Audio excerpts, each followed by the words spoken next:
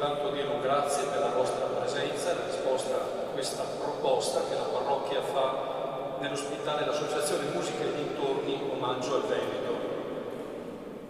Nell'antichità pensare che l'ambiente non avesse un'anima propria era inconcepibile.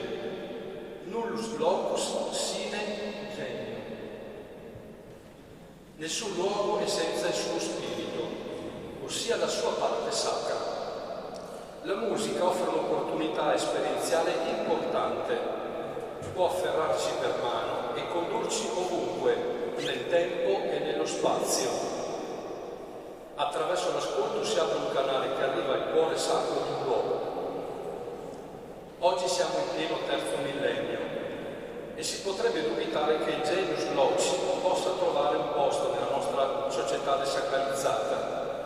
In verità, l'uomo che vive in una società sempre più dominata dall'intelligenza artificiale sente la necessità di ritrovare la sacralità dei luoghi in cui vive e in quelli che esplora.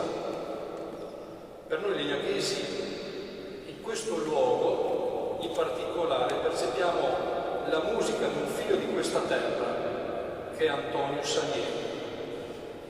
Ma come veneti non possiamo non sentire la musica che scorre nelle vene, che ha avuto tra i suoi autori più illustri Antonio Lucio Vivaldi, sacerdote che pur non potendo celebrare la messa per motivi di salute era detto il prete rosso per il colore dei capelli. Do ora la parola al professor Massimo Cenegato, che ci aiuterà e ci orienterà in questo incontro con la musica di Vivaldi e soprattutto ci darà un aiuto per cogliere proprio questo senso bellissimo e profondo della musica. Grazie e benvenuto, professore.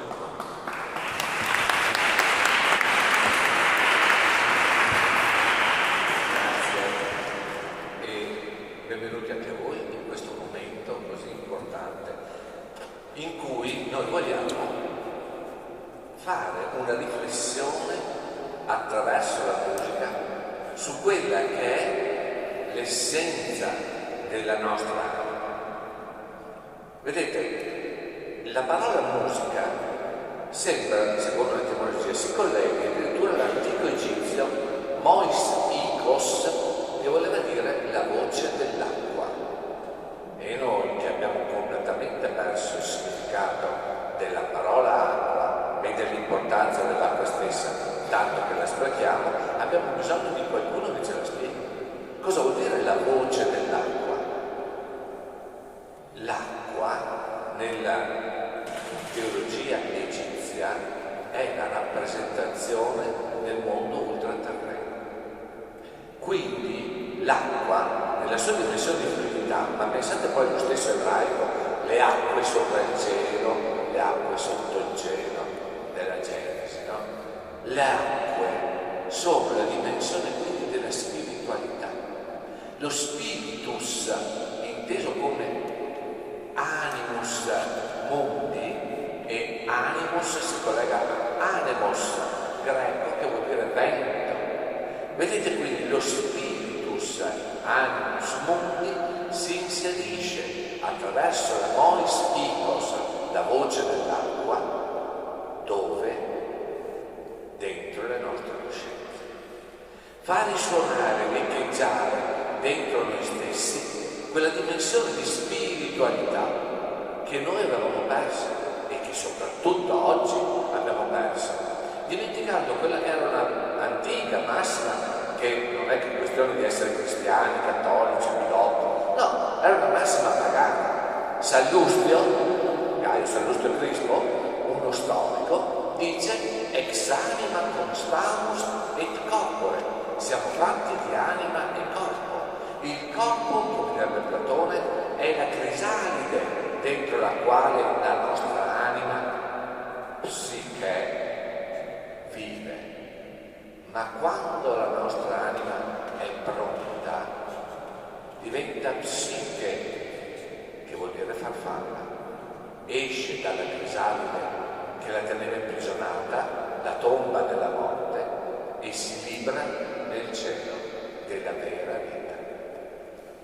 La musica ci aiuta a capire attraverso una dimensione del suono trascendentale che ci porta al trascendente tutto quello che va al di là di noi, ma che è macrocosmo, ossia cosmo universale grande, come direbbe il greco, macros, che però riecheggia nel microcosmo, dentro di noi. Quindi Mois Icos riverbera in una dimensione costante di andata e ritorno dal macrocosmo al microcosmo. E come si chiama questa fusione?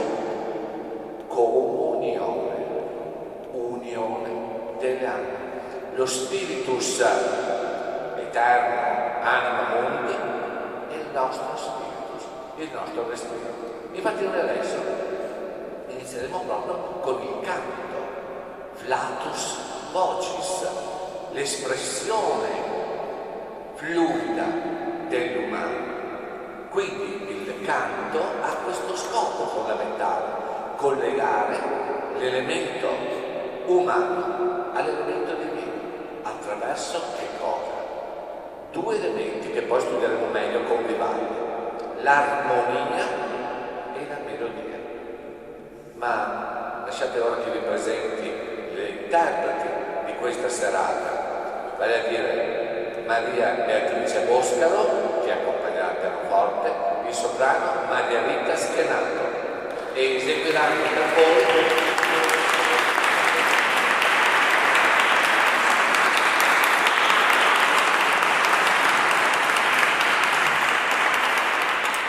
scelto di fare un omaggio a voi inaccettabile, ovviamente al grandissimo Salieri, con Ombre amiche antiche bianche.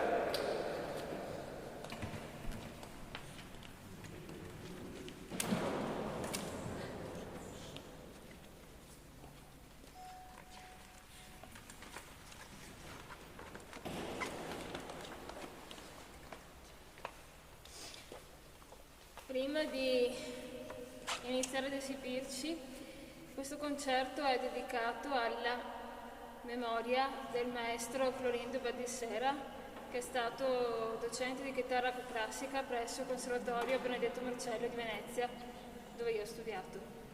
È scomparso da pochissimo tempo, per cui ho deciso di dedicargli questo concerto.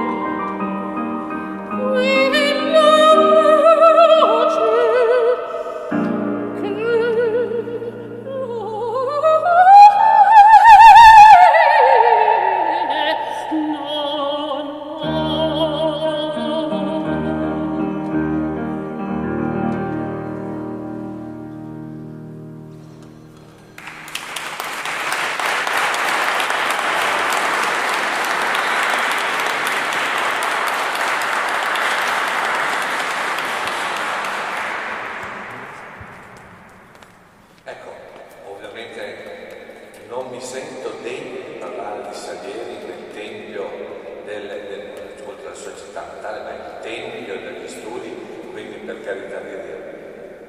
Volevo toccare solo un piccolo argomento che magari potrebbe essere interessante sul concetto che chiaramente sapete già della storia cosiddetta del contrasto tra Mozart e Salieri, contrasto che ovviamente non ci fu storicamente e che fu inventato dal poeta russo Alexander Pushkin.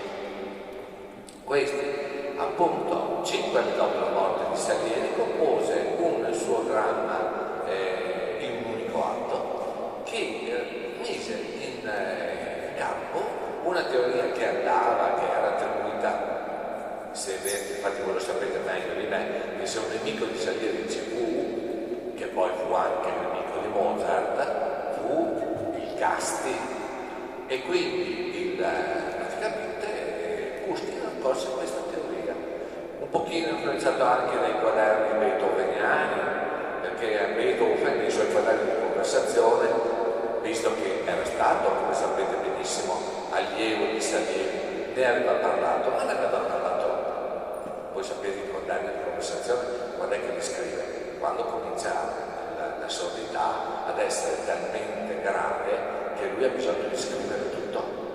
E quindi nei quaderni di conversazione ovviamente sappiamo che lo stile è un po' caotico, quindi non è che sia proprio dichiarato espressamente, ed è probabile anche che lo stesso compositore Beethoven abbia equivocato su quella che era la reale situazione, che tra l'altro era di estremo prestigio per Salieri, perché non dimentichiamo che Mozart divenne famoso post morte, dopo la morte.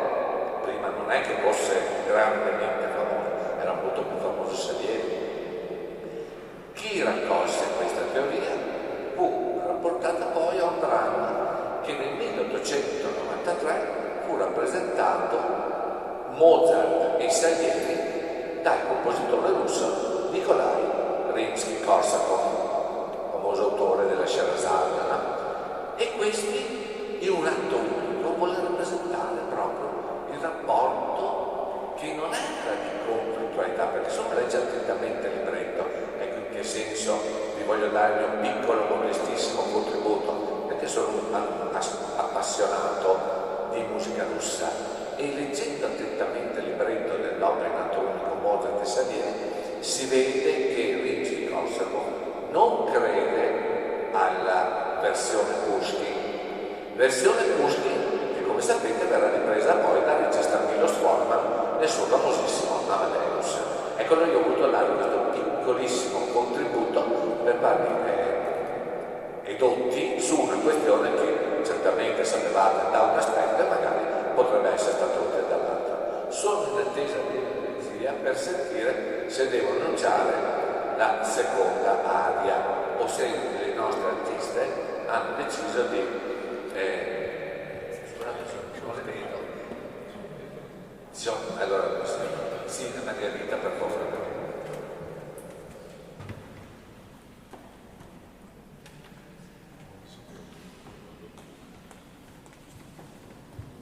Margherita, allora, cosa annunciare sulla sigla? Ecco, quindi mi viene confermato, abbiamo le 4 stagioni, così capite perché le nostre artiste si sono presentate in questo modo, con la parrucca, che sembrava una cosa un po' strana, no? Nella chiesa, perché le 4 stagioni sono, come sapete benissimo, 4 concerti tratti dalla raccolta Il cimento dell'armonia e dell'invenzione di Antonio Vivaldi. Ma cimento dell'armonia e dell'invenzione, cosa vuol dire? Il cimento era il confronto, lo scendere nell'arengo dei gladiatori che si cimentavano nella lotta all'ultimo sangue tra loro. E questi gladiatori vivaldiani sono da un lato l'armonia e dall'altro l'invenzione, a cui abbiamo fatto cenno un pochino prima parlando di Salino. Armonia e invenzione. Armonia è una parola greca che deriva da armotto, vuol dire adatto, aggiusto, e l'invenzio, parola latina, trovo, scopro, e quindi l'invenzio è quella che diventerà la linea melodica. L'armonia è invece la struttura armonica di qualunque concerto, ma di là, partendo dal concerto grosso, e come sapete il concerto grosso vuol dire l'opposizione tra un singolo solista e il tutti, il grosso, grosso in tedesco vuol dire grande, quindi la grande orchestra. Vivaldi invece innova e trasforma il dialogo serrato, perché era serrato nel concerto grosso, tra solista e grosso, lo trasforma in dialogo solistico. Cosa vuol dire solistico?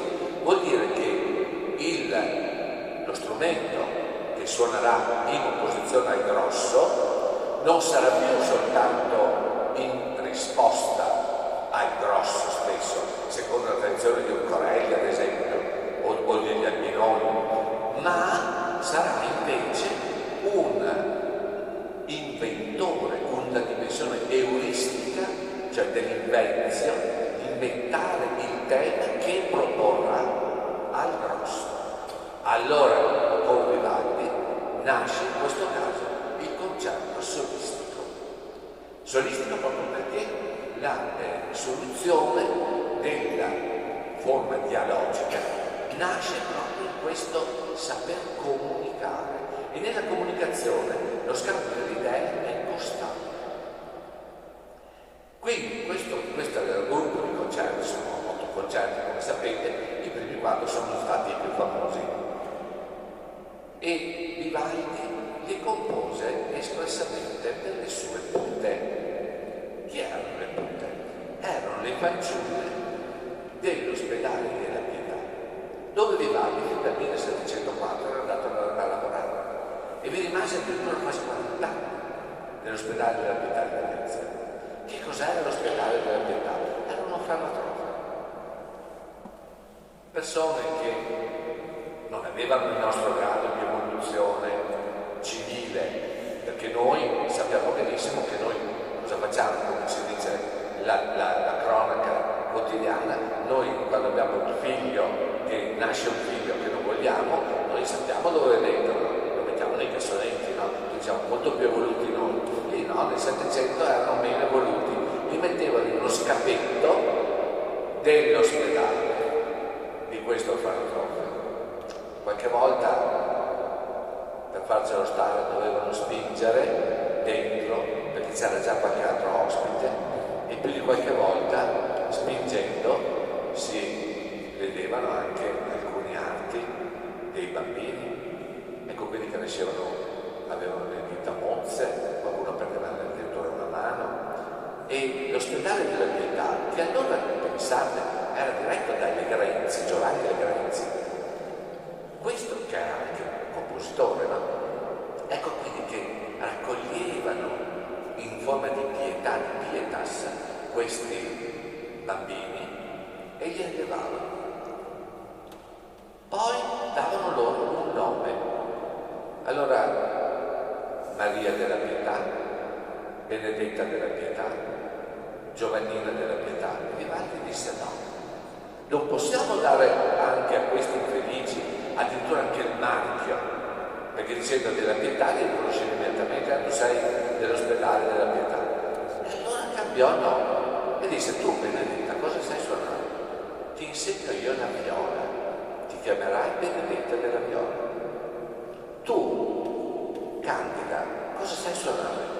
Ti insegnerò a suonare l'oboe e ti chiamerai Candida dell'oboe.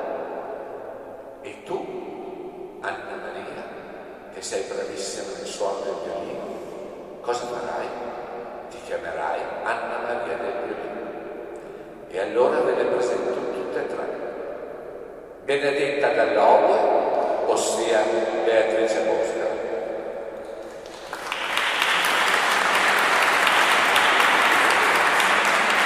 Candida Viola, ossia Maria Rita Stenardo.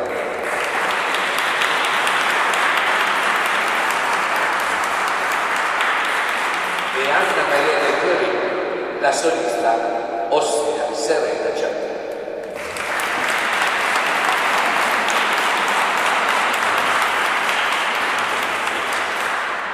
A questo punto l'immaginazione dei magici concerti di Vivaldi viene suggerita da quello che fu il sonetto che lui compose. Cominciamo con la primavera.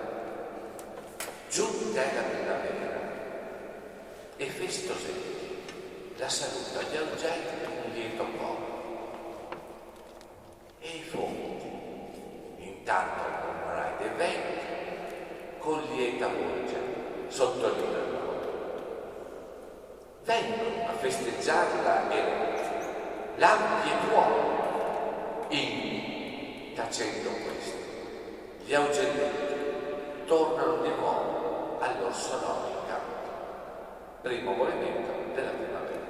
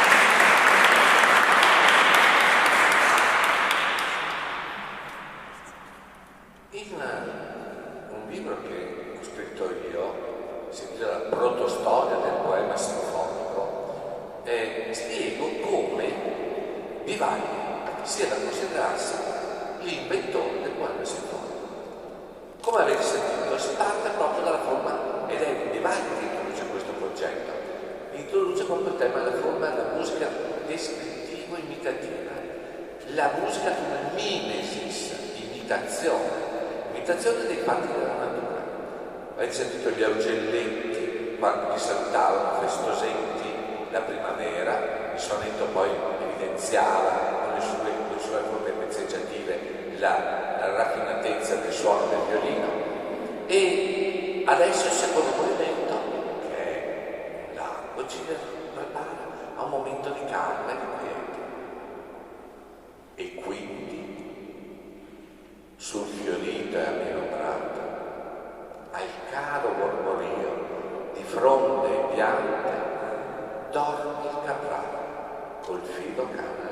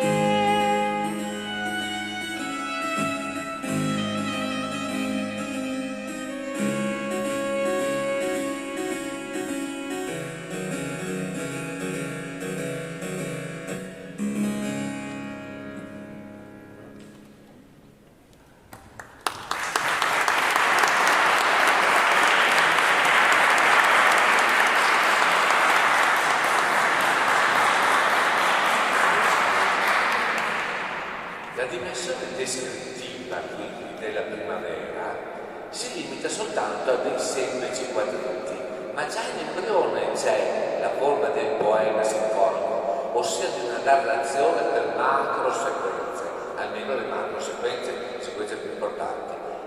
La terza della primavera, che chiude sia il sonetto sia il primo concerto, è molto imitativo, lo sentite adesso, cercherò di renderla anche con la recitazione per dare il ritmo che poi sentirete. Di pastorale zampogna il suon festante, danza le ninfe, danza i pastori nel tetto amato, all'apparire di primavera brillante.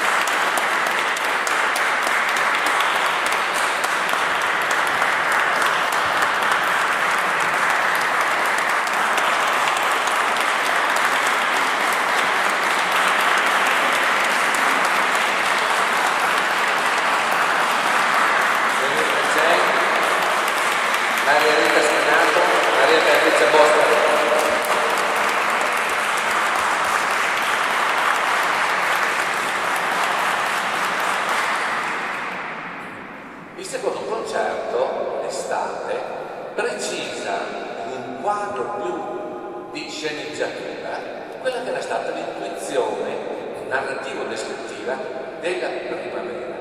Avete visto che praticamente nella primavera sostanzialmente l'andamento descrittivo era rappresentato dalla struttura del sonetto, che come sapete è articolato in una prima parte che si chiama fronte, diviso in 2 quartine, e in una seconda parte il sirna, diviso in 2 terzine, e sostanzialmente la descrizione è andata in questo ordine. Qui Vivaldi fa un passo avanti ancora e dice: bene, adesso nella dimensione del fronte, le prime 2 quartine, io adesso descrivo 4 scene, quindi fa la sceneggiatura propria.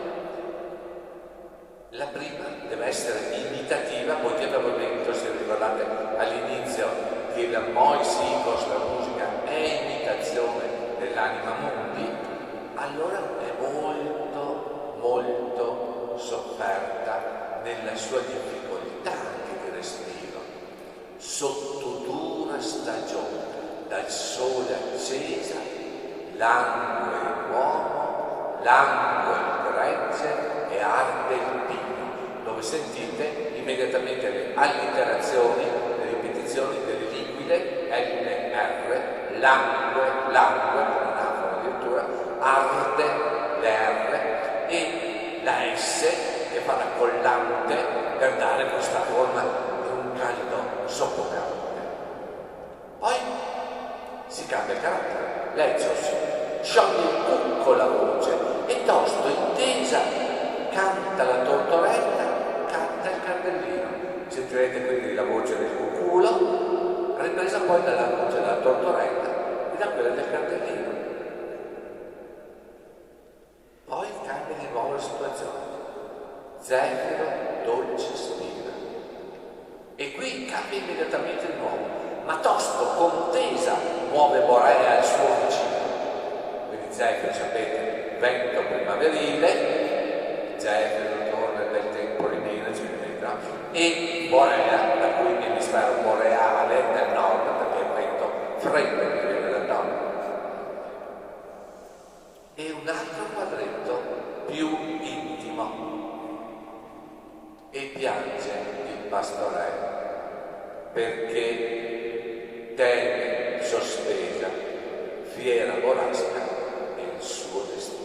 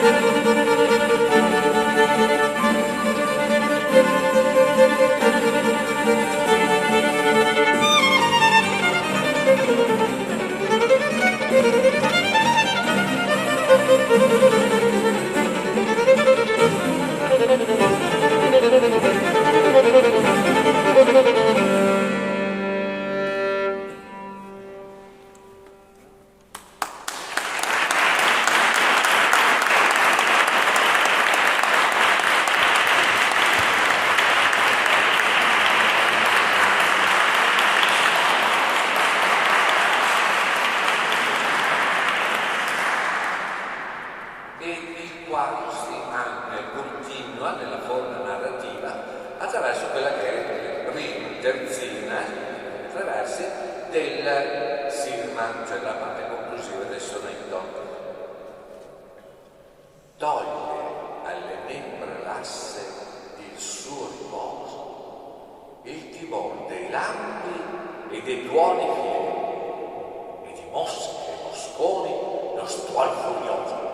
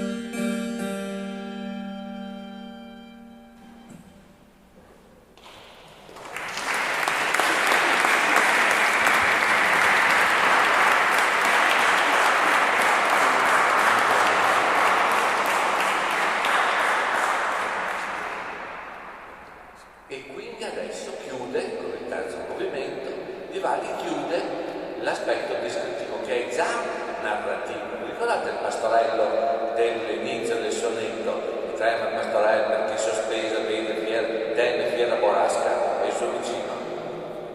Quella fiera borrasca che era nel primo movimento adesso si scatena.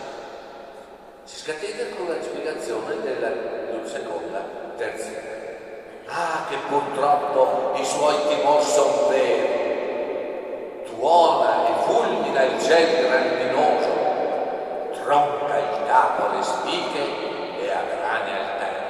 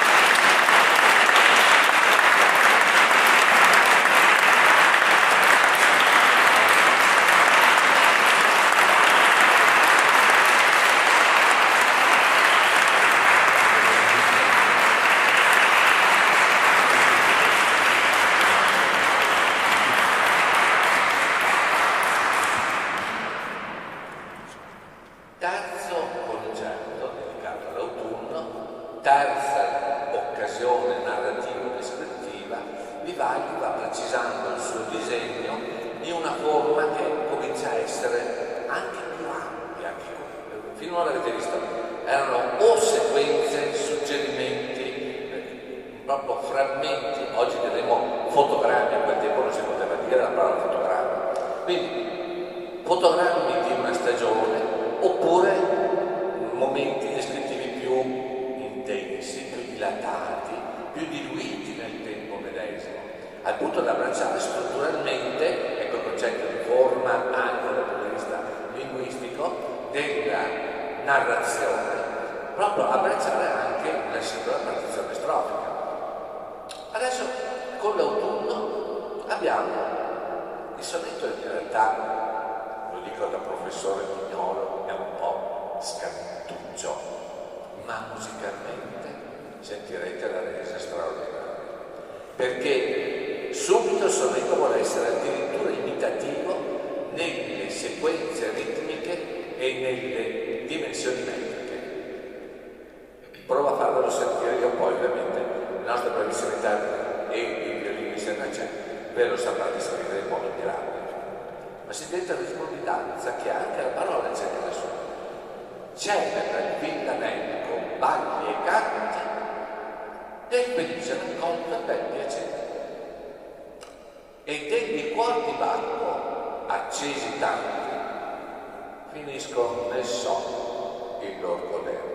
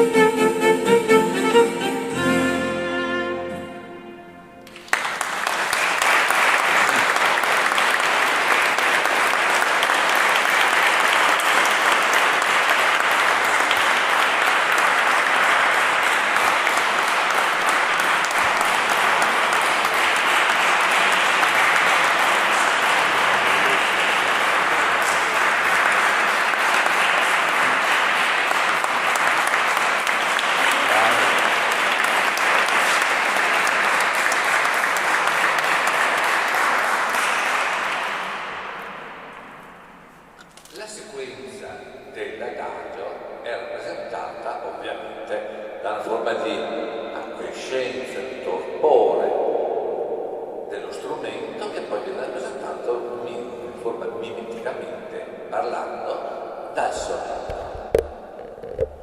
Fa che ognuno tralasci e balli e canti l'aria temperata che dà piacere e la dolce stagione che invita tanti e tanti d'un dolcissimo riposo al bel godere.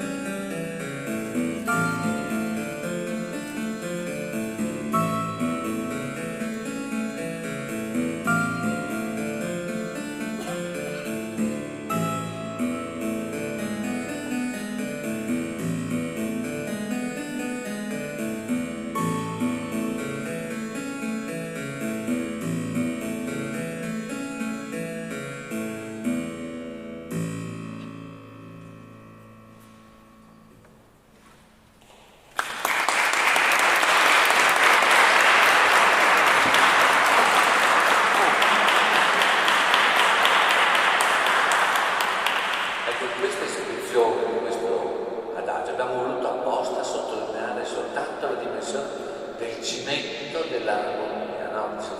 Togliendo l'invenzione, proprio per farvi sentire come il linguaggio musicale di Vivaldi abbia avuto una tale autorità, non soltanto poi nei confronti dei compositori successivi.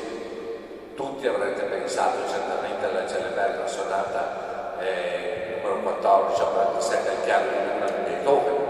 Poi sicuramente però qualcuno avrà pensato anche no, ma io ci vedo anche qualche forma chiaroscurale di un tardo Ottocento, una scuola romantica, tardo ottocentesca. Qualcuno avrà visto anche qualche nebbia alla Malipiero, oppure alla Casella, che pure colui che poi restituì a Vivaldi il suo giusto posto, inserendolo, perché pensate che nel Novecento Vivaldi non era nemmeno conosciuto in Italia, non se ne parlava assolutamente. Pensate al giudizio severissimo, ad esempio, che era stato di Stravinsky stesso. Vivaldi è quello che ha scritto 750 volte lo stesso concerto. Così si esprimeva Stravinsky. Invece Casella disse no, recuperiamo la musica di Vivaldi. Poi ci furono altri compositori delle famose generazioni degli 80, quindi Malipiero ad esempio, quindi Busoni, che penso anche delle fantasie, la vivaldiana, eccetera. E quindi poi c'è quella ripresa e adesso fortunatamente Vivaldi non è più dimenticato. Ma torniamo quindi a lui a ascoltarlo adesso nel terzo movimento, ossia nella terza sequenza che Vivaldi ha preparato per voi. La forma descrittiva, per capirla dobbiamo entrare nello spirito del Settecento. Noi adesso siamo animalisti, preferiamo uccidere con le bombe, con le armi atomiche, piuttosto che uccidere un povero animaletto che è sfuggito dalla caccia, no? Quindi noi ripudiamo giustamente la caccia perché preferiamo cacciare noi che lo sappiamo e con le armi che siamo più voluti. Lì invece nel Settecento la caccia era la passione dei nobili, era un divertimento quando uno tornava a casa e ostentava il proprio trofeo di vittoria. Quindi anche il sonetto ne vuole rappresentare proprio il momento glorioso in cui noi ci commuoviamo per l'animale ucciso, loro invece trionfavano. I cacciatori alla novella alba escono a caccia con canne, corna e schioppo. Fugge la belva, ne seguono la traccia. Già sbigottita e languida, non sa dove fugge, ma trema e oppressa, viene uccisa, sconfitta dai cacciatori. Ovviamente per noi non deve essere, è una cosa triste, ma per il Settecento, come sentirete adesso, era un momento trionfante.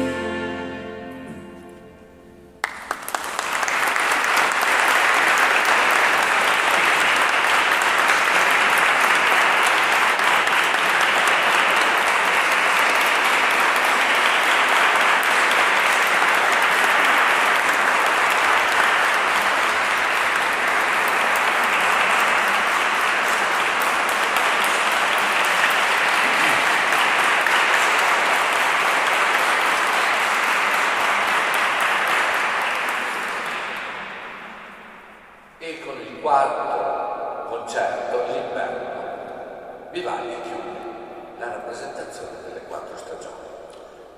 Sceglie questa volta una forma descrittiva diversa. Voi avete visto la primavera, l'estate, l'autunno, avevano dato delle sequenze, delle situazioni, come se fosse andato un po' in giro a curiosare, a vedere diverse situazioni di come vivono le persone le stagioni. Qui invece sceglie un quadro unico, un unico scenario e vedrete che tecnica addirittura saprà utilizzare.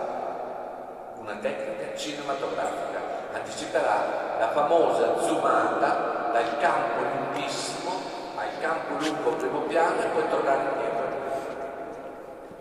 Tutto questo era nella fantasia straordinaria. Qui nel sonetto, secondo me questo è il sonetto più bello, perché è un sonetto che è mimetico anche nell'utilizzo dei fonemi.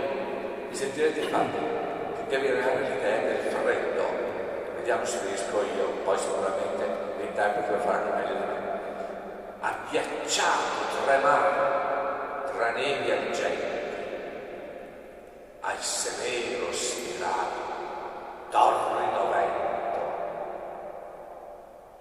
corre battendo i piedi ogni momento e per il soverchio gelo battere i denti.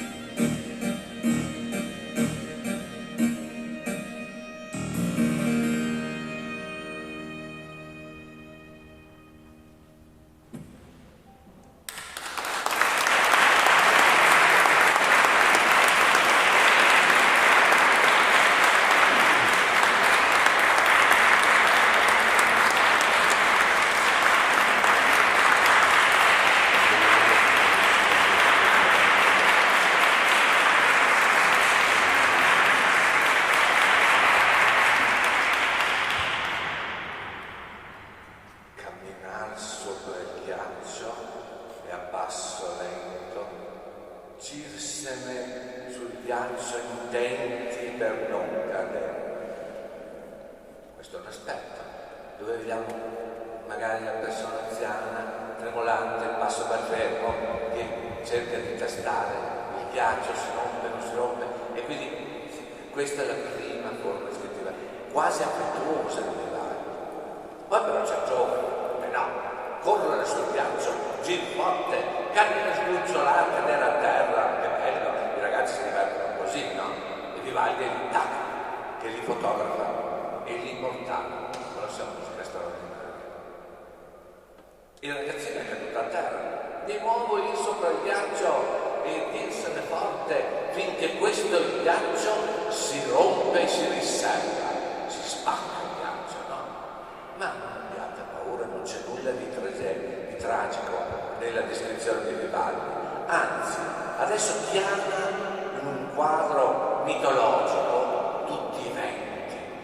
Sembra di avere il quadro sinfonico dell'apprendista stregone che chiama in sé tutti i venti furiosi e li scatena, no? E allora sentì uscire dalle ferrate porte, che sapete sono le porte dell'inferno, le porte del ferro, sono le porte dell'inferno, Sirocco e Borea e tutti i venti in guerra si scatenano sul popolo. E Vivaldi però interviene e con l'ultimo verso ci fa un sorriso e ci dice: questo è l'inverno, ma tante gioie apporta.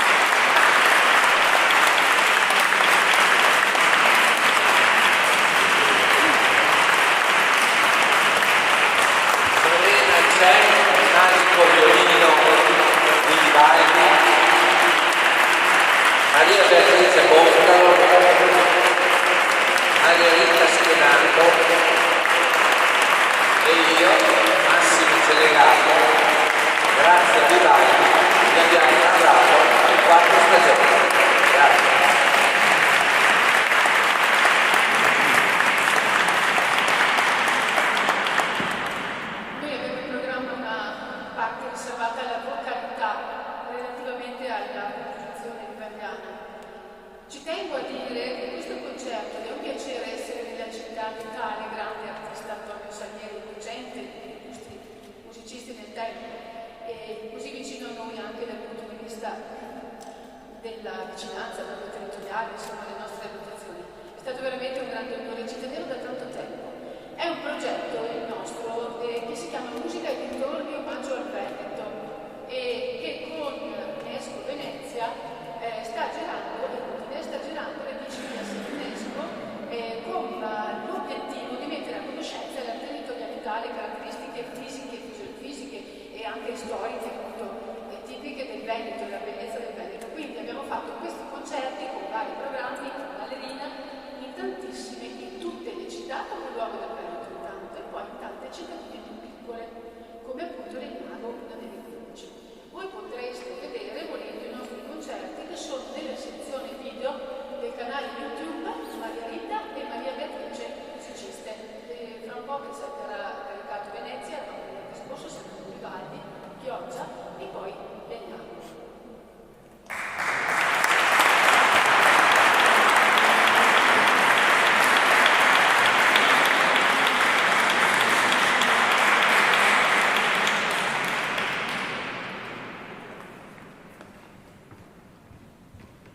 Allora adesso presentiamo un'antologia dalle opere vivaldiane che sono anche molto note, molto famose, e la presenterà Maria Beatrice Boscaro al pianoforte e ne accompagnerà Maria Rita Schenato, giusto?